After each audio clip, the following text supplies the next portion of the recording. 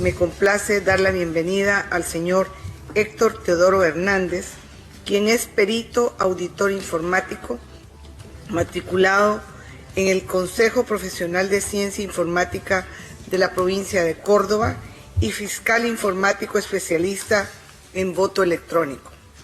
El señor Héctor Teodoro Hernández tiene una maestría en seguridad, auditoría y peritaje informático y una diplomatura universitaria en implementación y auditoría de sistemas de gestión de seguridad de la información bajo ISO/IEC 27001 de la Universidad Tecnológica Nacional de Argentina. Obtuvo certificaciones universitarias en Ethical Hacking, en seguridad de la información, en Professional Testing Master y en seguridad de dispositivos móviles por la misma institución. Es el autor líder en ISO 27011, ISO 22031 y en normas internacionales de seguridad de tarjetas de crédito. Asimismo, cuenta con certificación de Information Technology Infrastructure Library ITIL por parte del Instituto EXIN de Holanda y con un diplomado en Enterprise Resource Planning de la Universidad Nacional de Córdoba. Él es auditor de sistemas de sorteo electrónico, firma digital y voto electrónico y especialista en tecnología electoral. Auditó, entre otros sistemas, el de asistencia a mesa de escrutinio y transmisión de la provincia de Santa Fe. Ha colaborado con el DECO OEA desde 2011 en distintos roles relacionados a auditoría y seguridad informática en México, Costa Rica, Perú, Uruguay, Ecuador, Bolivia y Honduras. Asimismo, es docente de auditoría y peritaje y es titular de la Cátedra de Seguridad en la carrera Técnico Superior en Redes e Infraestructuras del Ministerio de Educación de la provincia de Córdoba. Señor Héctor Teodoro Hernández, tiene la palabra. Por favor, adelante. Muchas gracias. Buenas tardes. A continuación procederé a compartir los elementos que permiten afirmar que en las elecciones generales de Bolivia existió una manipulación de la infraestructura informática que incluyó una red paralela oculta que permitía la manipulación de datos y cómo llegamos a esa conclusión. Nuestra primera tarea fue determinar la causa de la detención del TREP, ya que fue por un tiempo que excede largamente a un umbral de falla tolerable en una elección de este tipo. De acuerdo a las explicaciones brindadas por el Tribunal Supremo, el motivo fue un problema en el número de peticiones de un servidor. Sin embargo, con el transcurso de nuestro trabajo, todos los entrevistados, todos nos dijeron que no existió causa alguna de tipo técnico que justificara la detención del TREP, que no participaron en la decisión, que la misma obedecía a una decisión de carácter político de la sala plena y de un asesor a quien no nombraban.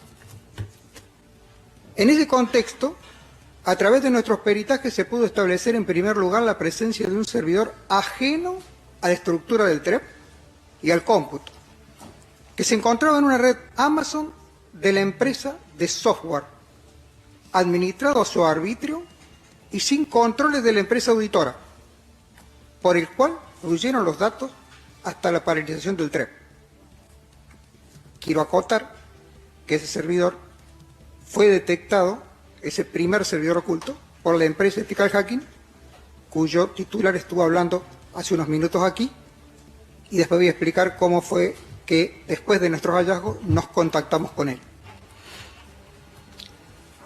Bien, se logró comprobar que dicho servidor contaba con bases de datos, versiones de la aplicación electoral que se estaba ejecutando y atendía a peticiones web al mismo tiempo. Por lo descrito, dicho servidor era inseguro, permitía alterar datos de la elección en un entorno oculto y a través de él se contaba con pleno acceso a los servidores del TREP, mismos que después se conectaban con el cómputo para transferir las actas, primariamente del exterior y además otras que hicieron falta producto de los incendios.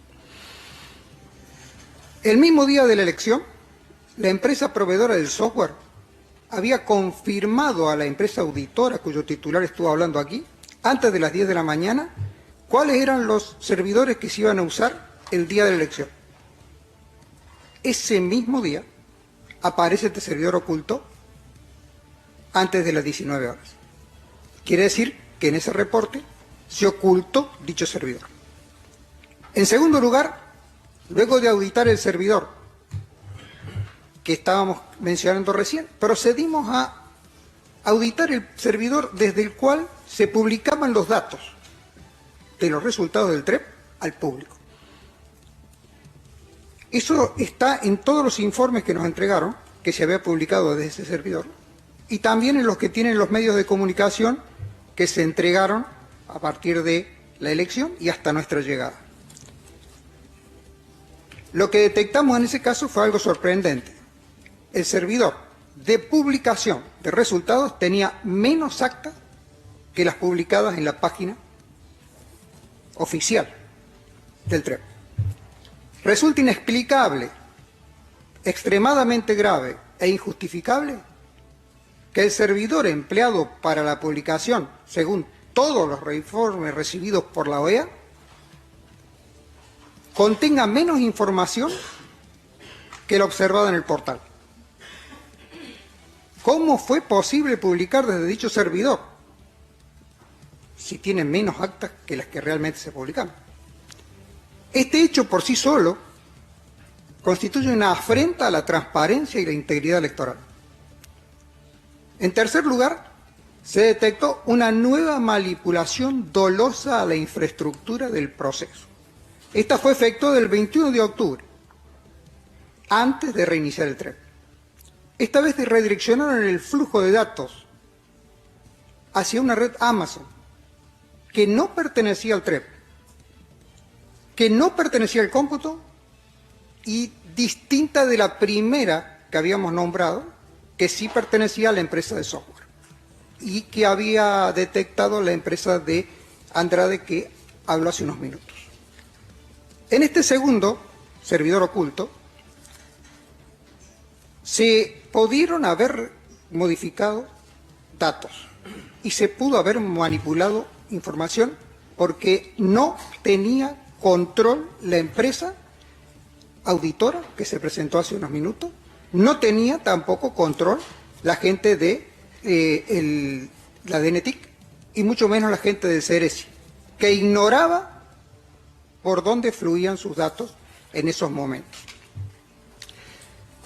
Ante este hallazgo, los técnicos revelaron que no fueron parte de la decisión, que no era justificable y que se llevó adelante por orden de la sala plena en coordinación con un asesor de los vocales. Esta es una acción premeditada que expone la intencionalidad de manipular la infraestructura informática evadiendo los controles de la empresa auditora. ¿Y esto por qué? Porque para redireccionar esto debieron redireccionar 350 computadoras que estaban en el CERESI. Es decir, no fue accidente, no fue casualidad, fue premeditado. Los tres aspectos descritos anteriormente nos permiten corroborar que el TREP no se paralizó por razones técnicas, sino que fue una decisión intencional y arbitraria, con la gravedad que va aparejado de una manipulación de la infraestructura informática y el redireccionamiento a través de una topología que no estaba bajo control, evidentemente. Esta gravedad es porque no impacta solo el TREP, sino que termina impactando al cómputo oficial, ya que se incorporaron actas por una conexión directa desde esta red vulnerada a la del cómputo oficial. Esto descarta de plano la presunción de que son dos sistemas independientes, como dijo Gerardo. Las irregularidades demostradas en el TREP viciaron también al cómputo. Estos hechos se suman a otra cantidad importante de acciones dolosas e irregularidades graves, algunas de las cuales voy a mencionar a continuación. No existió un documento con el ciclo de vida del incidente de paralización del TREP. Ese documento, según establecen las normas, debería detallar todas las personas participantes, los hechos, y al último, siempre se debe encontrar lo que se denomina la causa raíz del incidente. No se pudo tomar contacto con un documento que contase con estos elementos, lo cual indica que la gestión del incidente del TREP no se hizo de acuerdo a normas. El software no contaba con los casos de uso, pruebas unitarias, testing de integración, test de regresión, pruebas de aceptación de software, lo que ponía en evidencia el desapego con las buenas prácticas en el desarrollo e implementación de software, hecho que condice con lo que expuso Álvaro Andrade hace minutos. Pero además, y en consonancia con lo que dijo Andrade, se cambió el software tanto en el TREP como en el cómputo, y eso es importante que quede claro, también en el cómputo, ingresando a productivo directamente la compilación. Es decir, que no se respetó lo que dicen las buenas prácticas: desarrollo, testing, producción. Eso es inaceptable en un proceso electoral. Tras las modificaciones mencionadas, se pudo comprobar que en el software aún persistían fallas. Esto no se pudo detectar antes por las deficiencias que hablamos de la falta de testing, de prueba de aceptación, etcétera, etcétera. La empresa proveedora, a través de su titular, accedió directamente de manera unilateral a modificar bases de datos sin la presencia del personal de la DENETIC y la empresa auditora de Andrade, que lo expuso bien hace un rato. Lo hizo en un ambiente separado de ellos, y en los casos que él apuntó se terminan enterando por un correo electrónico. Un hecho que también llama la atención es que fue incluida en la base de datos de lectores del sistema, que usaban cada vez que alguien quería consultar en la página los resultados y las actas, los habilitados y los electores inhabilitados. Eso resulta inaceptable para cualquier titular. Tras los diversos hallazgos, se tomó contacto entonces con la empresa auditora, y fue entonces cuando comprobamos que las conclusiones de la empresa auditora eran diametralmente opuestas a lo manifestado inicialmente por las autoridades del órgano electoral y las incluidas en los informes que nos presentaron cuando llegamos a iniciar la auditoría. El responsable de la auditora, y tal cual lo dijo hace un rato, nos corroboró los hallazgos que había hecho el equipo auditor, hasta donde lo había podido constatar, dado que hay algunos otros que se hicieron fuera del alcance suyo, y manifestó que el proceso estaba viciado de nulidad. Con posterioridad, la empresa auditora manifestó públicamente las irregularidades que se observaron en el proceso, sentando postura respecto a las irregularidades y a la imposibilidad de validar los resultados. La empresa proveedora del software, tras ser informada de los hallazgos, presentó con fecha 4 de noviembre un informe en donde reconoce la derivación hacia Amazon, reconoce que el servidor de publicación no contaba con la información publicada, por lo tanto se publicó desde otro lado, y que el padrón contaba con habilitados e inhabilitados. Todo en concordancia con los hallazgos del equipo auditor y corroborado, en este caso, queda el ocultamiento previo. Es importante mencionar que la mayoría de los hallazgos que se incluyen en el informe están enlistados en minutas o actas que fueron elaboradas por el equipo auditor y fueron suscritas por el personal técnico del TCE.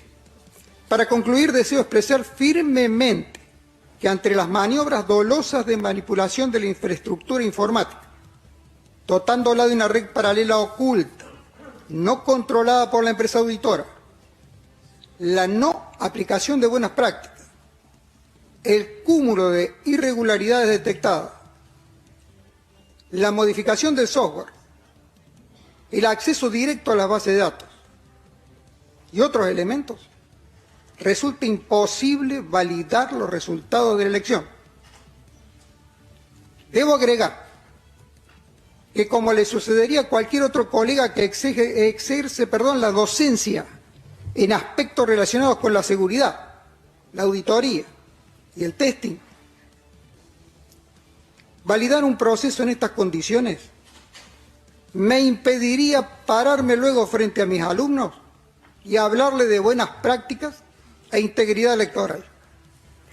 Concluyo categóricamente que la detención por razones políticas del TREP, las maniobras dolosas detectadas, la manipulación de la infraestructura informática, el ocultamiento de los servidores, la omisión de información trascendental en los informes recibidos, así como el ocultamiento de información al equipo auditor de OEA desde nuestra llegada, no fueron circunstanciales, no son accidentales y deben ser investigados por la justicia.